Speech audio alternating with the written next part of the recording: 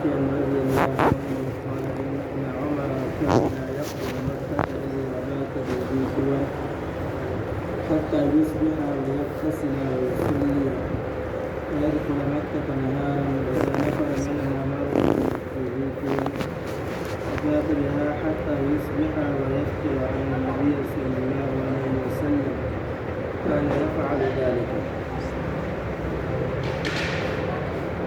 خبره دا شروع شوې وه د حج په باره کې چې کله سړی میقات ته ورسېږي د میقات نه مخکې به احرام او تلبیه یا په میقات کې احرام وتړی او تلبیه به ووایي.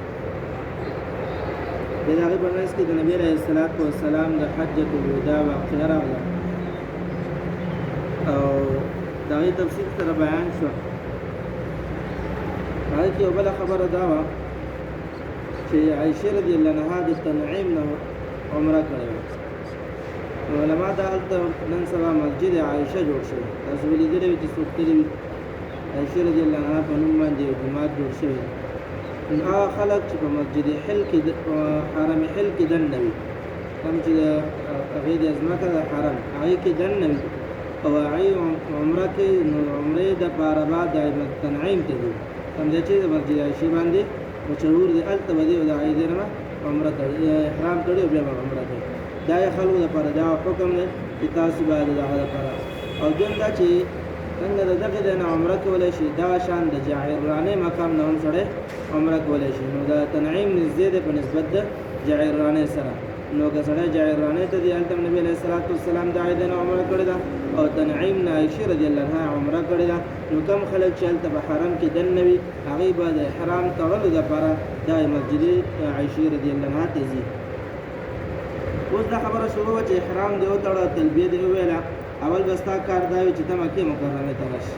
چې مکې مکرمې ته راشي نو مکې مکرمې ته په کومه لاره داخلېږي او څه به کوې. نو نافع رضی الله عنه فرمایي، نافع رحمه الله دا د عمر رضی الله عنه د عبدالله بن عمر رضی الله عنه شاګرد یو زوی دی.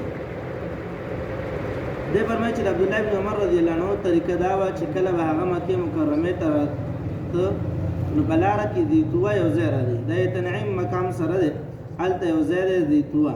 نبي علیه الصلاة والسلام په هغه ځای باندې راته کله عمر رضی الله عنه هلته راغی، هلته به یې شپه وکړه. چې هلته به یې شپه وکړه تر دې چې سهار به شو، وبه لامبل مونځ به وکړه او مکې مکرمې ته به د ورځې داخل شي. او کله به چې واپس د مکې مکرمې نه ته نو بیا هم په زیتوه باندې تېرېده، هلته به یې شپه وکړه، سهار به شو او بیا عبدالله بن عمر رضی الله عنه فرمایل دا کومه طریقه چې ما وکړه دا د نبي علیه الصلاة والسلام طریقه وه. یعنې نبي علیه الصلاة والسلام چې مکې مکرمې ته راته په زیتوه لار باندې به راته او په زیتوه واپس ته. نو نبي عبدالله بن عمر رضی الله عنه د نبي علیه الصلاة والسلام د تابعدارۍ د وجه نه په دغه باندې به ته. عبدالله بن عمر رضی الله عنه د نبي علیه الصلاة والسلام ډېر زیات تابعدار، حد درجې تابعداري وه. نبی علیه الصلاة والسلام چې مدینې منورې نه راته مکې مکرمې ته تقریبا 12 یا 14 ځایونه دي چې هغې کې دمه کړله. عبدالله بن عمر رضی الله عنه به دغه یو ځای پسې ګرځېده، هلته به یې دمه کوله په تلو راتلو. نن سبا هغې کې 2-3 پاتې دي، نور ټول ختم شوي، نشانات د هغې ختم شوي دي. نو هغې کې زیتوه چې عبدالله بن عمر رضی الله عنه به هلته شپه کوله.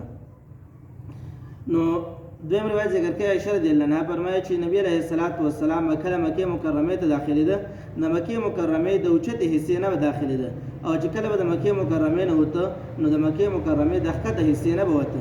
د مکې مکرمې اوچته حصه چې کومه ده، هلته نن سبا د جنت المعلق قبرستان چې دی دا د مکې مکرمې اوچته حصه ده، او د خانه کعبې دروازه هم دغې طرف ته ده، او کوم چې ښکته طرف دی نو نبي علیه الصلاة والسلام بیا په وتو کې په هغې باندې. نو مخکې حدیث کې تاسو ذهن ته به راځي چې مخکې حدیث کې دا راغله چې په وتو او راوتو دواړو کې به په زیتوه باندې ته، او دلته څه وایي چې راته نو په څه باندې به راته اوچته حصه باندې، او چې وته به ښکته حصه باندې، کوم چې مکې مکرمې ښکته حصه په هغې باندې وته. نو د دواړو کې فرق نشته، ځکه چې دا زیتوه چې دا د مکې مکرمې د ښکته حصې اوچتې حصې نه لږه خوا دی.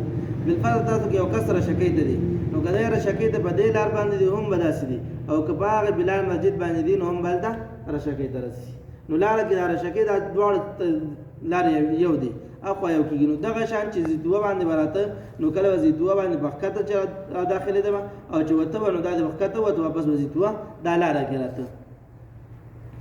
بل روایت ذکر کوي عروه ابن زبیر رضی الله عنه فرمایي چې نبی علیه الصلاۃ والسلام حج وکړ. مال عائشہ رضی الله عنها خبر را کړی چې هغه ولنې شي چې نبی علیه الصلاۃ والسلام مکه مکرمه ته راغی او هغه باندې شروع کړ. نو اول اودس وکړ، بیا هغه نو وروسته بیت الله شریف طواف وکړ، کوم ته چې موږ طواف قدوم وایو دا سنت دی. بیا هغه نو طواف وکړ ثم لم تكن عمره. د لم تكن عمره مطلب یو دا دی چې نبی علیه الصلاۃ درې کې د الفاظ راغلي. بیا ورپسې فرمایي چې حج ابوبکر رضی الله عنه حج وکړ، نو هغه اول طواف د بیت الله وکړ. دلته مې ثم لم تكن عمره، بیا عمر رضی الله عنه، بیا عثمان رضی الله عنه هغه د عشان وکړ. د لم تكن عمره مطلب دا دی چې کم دی کې دی اوله کې راغله او د بیت الله شریف د پاره چې هغه کوم عمره وکړه د حج نه مخکې د غیوا عمره وکړه، د هغې نه وروسته بله عمره ونه کړه.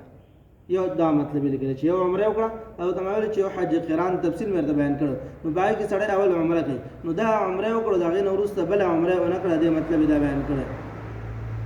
نو دې نه دا خبره ثابته شوه چې کله سړی طواف کوي، طواف به اول طواف قدوم کې، خو دا به اودس کې کوي. په اودس کې او دې لپاره په هغه کې کم چې غسل نه پاکوالی دا ضروري دی. که بالفرض یو انسان په غسل کې وکړي هغه باندې دم لازمیږي. دا طواف قدوم چې د غسل کې وکړه تا باندې دم لازمیږي او نور حضرات بیخي وایي چې کېږي نه. دا امام صاحب مذهب دی چې هغوی دم لازمیږي او باقي حضرات وایي چې نه کېږي. امام صاحب د مذهب کې اساني ده. علامه ابن تیمیه رحمه الله یو لوی عالم تېر شوی دی، هغه باید دی نو کې امام صاحب باندې اعتراضونه هم کړي، خبرې هم ورپسې کړي دي. هغه نه چا د یو مسلې تپوس کړی چې بالفرض یوه ښځه داسې وي چې هغې ته طواف زیارت پاتې وي او طواف زیارت ورته پاتې وي، دې ټایم پوره شي دا به څه کوي؟ چې طواف زیارت دې نه کړی حلالېږي نه. نو علامه ابن تیمیه رحمت الله چې خپل مذهب د هغې مذهب مطابق خو بالکل نه کېږي ځکه چې دا ښځه پاکه نه ده. نو هغه ورته دې کې وایي چې موږ دې کې د امام صاحب مذهب ته لاړ شو. نو اخره کې بیا امام صاحب ته محتاج شي، یو طرف نه ورپسې خبرې کوي، بل طرف نه بیا امام صاحب ته محتاج شي. نو په حالانکه د امام صاحب مذهب هم دغه نه دی چې ده څنګه ویل. امام دغه وایي چې دم لازمي. امام صاحب وایي چې طواف زیارت ته وکړه بدنه در باندې لازمي، یعنې اوښ در باندې لازمي. یو دم عام طور باندې چیلی ګډ او کم چې دا غټ شیدونه یا بدنه هغې ته اوښ یا غوا وغیره دغه شیدونه در باندې لازمیږي. نو بهرحال که طواف زیارت چا په دغه صورت کې موږ نو د هغې دپاره دا حکم دی. نو طواف قدوم دپاره پاکوالی شرط دی او د هغې دپاره اودس کول پکار دی. دغه طریقې شوه. نو انشاءالله تفصیل بیا بیان